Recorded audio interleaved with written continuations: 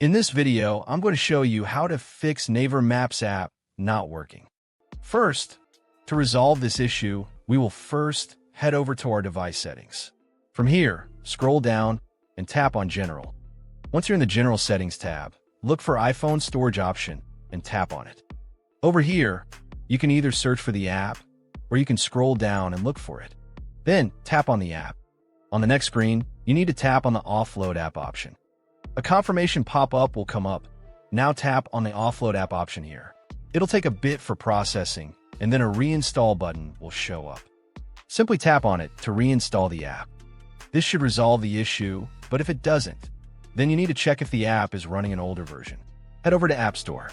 From here, double tap on this search icon in the bottom right corner, and then search for the app.